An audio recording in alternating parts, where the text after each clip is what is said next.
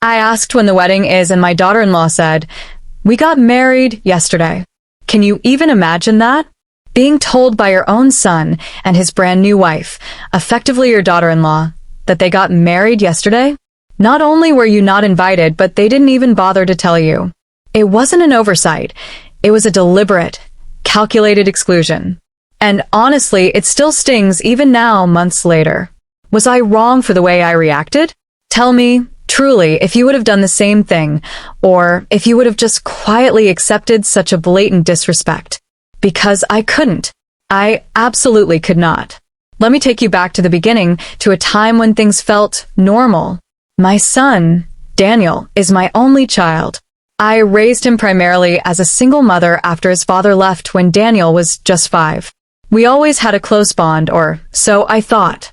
We navigated childhood, adolescence, and his early adulthood together. I sacrificed a lot for him, working 2 jobs to put him through a good school, supporting his dream of becoming an architect, and always being there for him, no matter what. He met Sarah, his now wife, about 3 years ago. At first I was thrilled.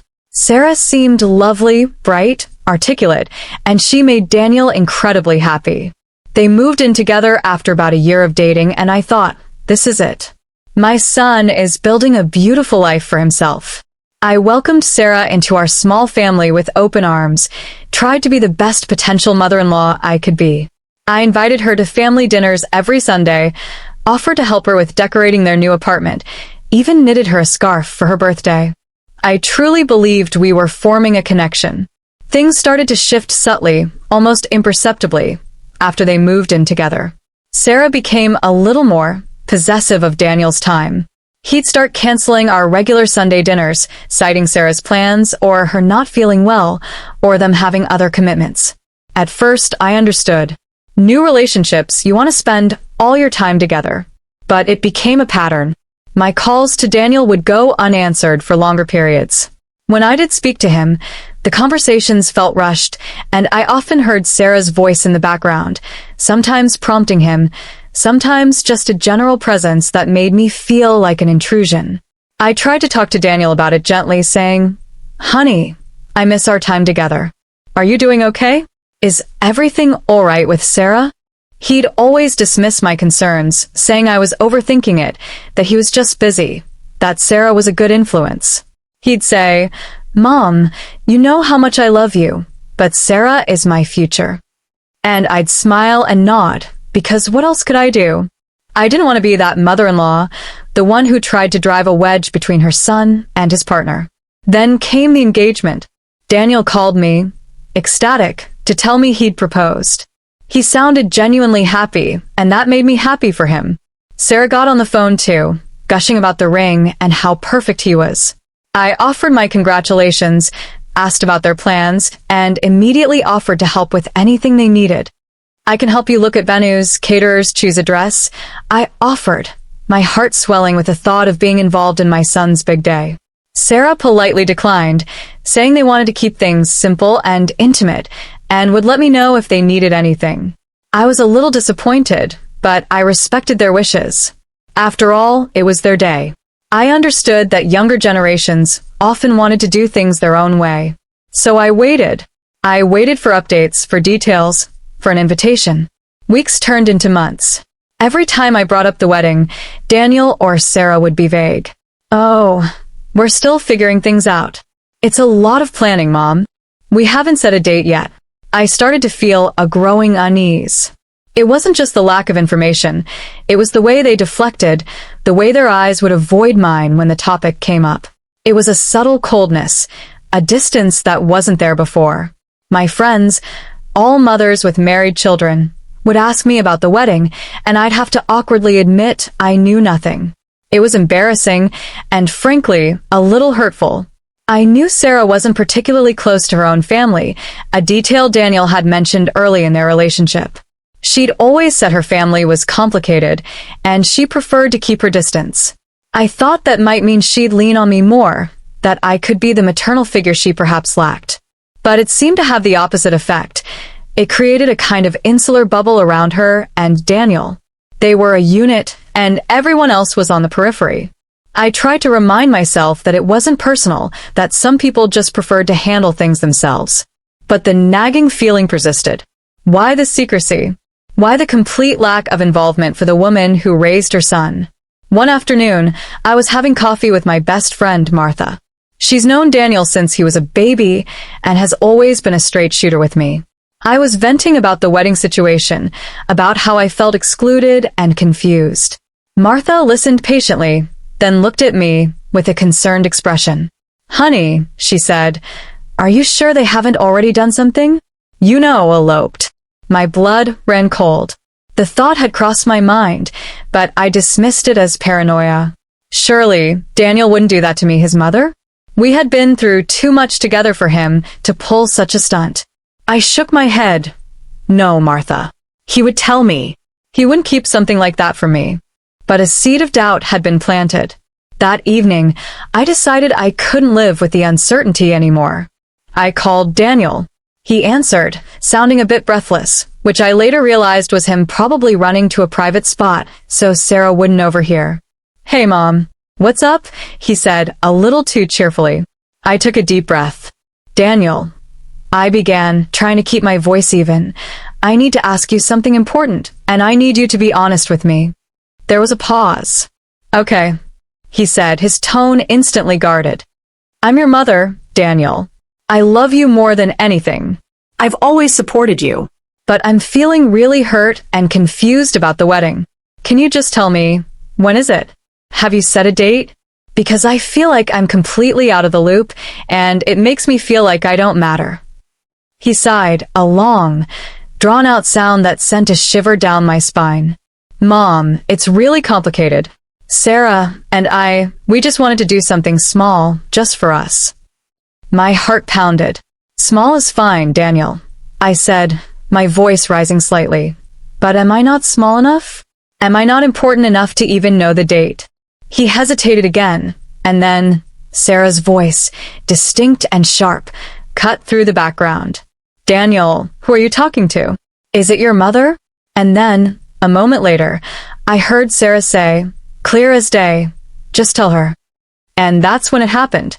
That's when Daniel, my son, said the words that would change everything. "Mom," he started, his voice barely above a whisper, "Sarah and we got married yesterday." Silence. A deafening, absolute silence on my end of the phone. My world seemed to tilt. Yesterday. They got married yesterday. And they hadn't told me. They hadn't invited me. They hadn't even thought to call me after it happened until I forced the issue. It wasn't a small, intimate affair planned for the future. It was a secret, already completed event. The betrayal was a physical ache in my chest. My vision blurred. I felt lightheaded. It was like a punch to the gut, a deep, agonizing stab right to my core. Yesterday, I managed to croak out, the word tasting like ash in my mouth. "You got married yesterday? And you didn't think to tell me? Your own mother?" Sarah's voice cut in again, this time directly into the phone, her tone surprisingly calm, almost dismissive. "We didn't want any drama, my name. It was just us and a couple of witnesses. We figured it was easier this way." Easier? Easier for whom? It was easier for them to avoid any potential discomfort or obligation at the expense of my feelings, at the expense of our relationship. My son, my only son, had gotten married without me.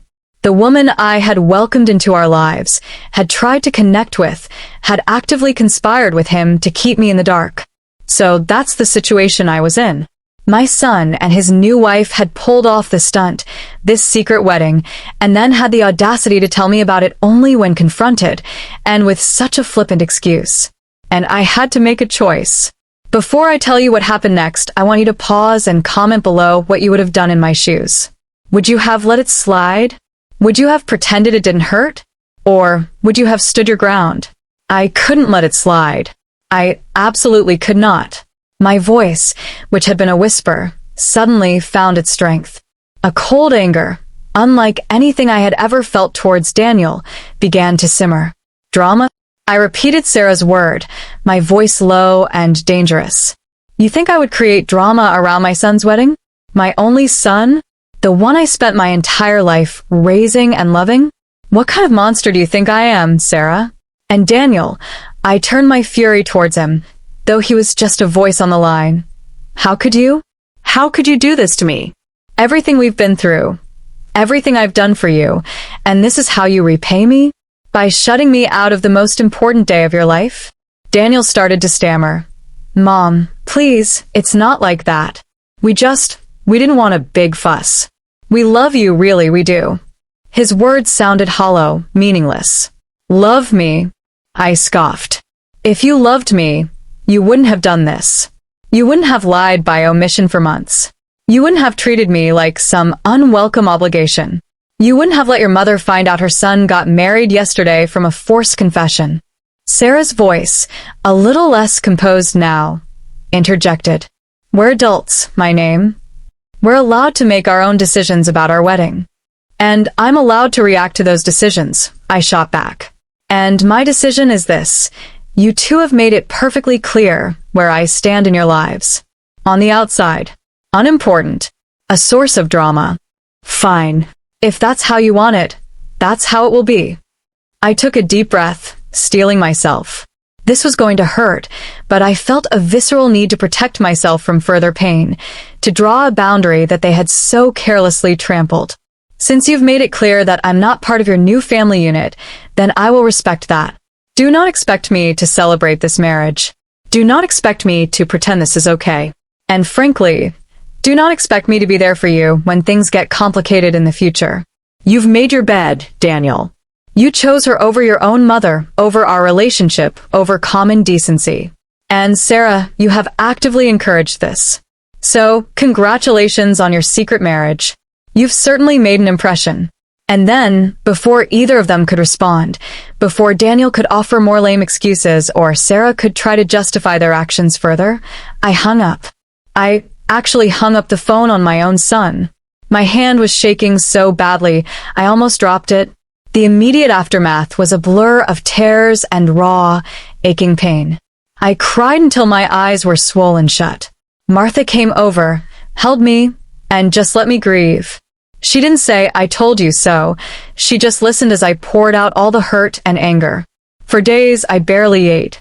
I replayed the conversation over and over, wondering if I had overreacted, if I should have been more understanding. But every time, the same bitter truth emerged. They had intentionally excluded me, and then had the gall to act like I was the problem for being upset. Days turned into a week. Daniel called, leaving a voicemail, sounding contrite, saying he was sorry I was hurt, but not truly apologizing for what he did. He said they wanted to talk. I didn't return the call. Sarah sent a text, very formal, saying she hoped we could move past this. I didn't respond. I needed space. I needed them to truly understand the depth of their transgression, and I wasn't going to make it easy for them. Eventually, Daniel showed up at my door alone. He looked tired and a little lost. I let him in, but I kept my distance. He tried to hug me, but I stiffened. Mom, please, he said, his voice cracking. I'm so sorry. I know we messed up. You didn't just mess up, Daniel, I said, my voice still laced with ice. You betrayed me. You broke my heart. You made me feel like I was nothing to you. He sat down, burying his face in his hands. It was Sarah's idea, he mumbled. She just didn't want the fuss. She thought you'd make it all about you. And there it was. The real reason. The accusation that I was a self-centered, attention-seeking mother who would overshadow her son's wedding. It was a vile, unjust lie, and it hit me with renewed force. So, she poisoned your mind against me? I asked, my voice dangerously calm. She convinced you that I, your mother, would ruin your wedding? After everything I'd done for you? He looked up, his eyes red. No, Mom, not exactly. It was, she just has a strong personality, and I didn't want to fight with her. It just seemed easier to go along with it. Easier. Always easier. It seemed that his entire life, my son had prioritized making his life easier, even if it meant hurting the people who loved him most. I looked at him, truly looked at him, and saw not the loving son I had raised, but a man who was, at best, weak-willed, and at worst, cruelly inconsiderate.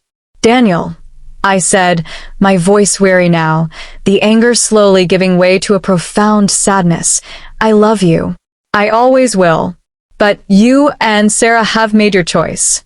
You chose to start your new life together by excluding me, by hurting me, and by valuing easiness over family. And I can't just pretend that didn't happen. I can't just forget this." He started to cry, apologizing profusely, promising to make it up to me. He even offered to have another ceremony, a big one for me. But it was too late. The moment had passed. The trust was shattered. "No, Daniel," I told him gently, "there won't be another ceremony. The real one already happened. You chose who was there, and I wasn't. The reconciliation is ongoing and slow. I see Daniel occasionally, usually for short, strained visits. Sarah is never present. I've made it clear that until she offers a genuine, heartfelt apology for her part in this, and until Daniel truly understands the gravity of what he allowed to happen, things will not be the same. I haven't been to their apartment since I found out. I haven't seen their wedding photos. I haven't acknowledged Sarah as my daughter-in-law in any meaningful way. It hurts every single day. But I also know that sometimes you have to stand up for yourself, even when it's against your own flesh and blood. You have to draw a line in the sand and demand to be treated with respect. The moral of this story, I suppose, is that sometimes the people closest to you can surprise you with their capacity for thoughtlessness.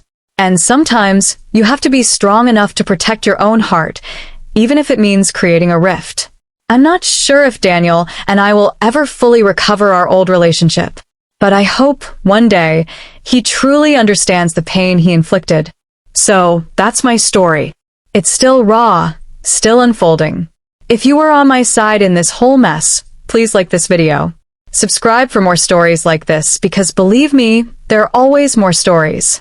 And most importantly, share your final thoughts on this whole ordeal in the comments section below. I really want to hear what you think. I'll see you all in the next story.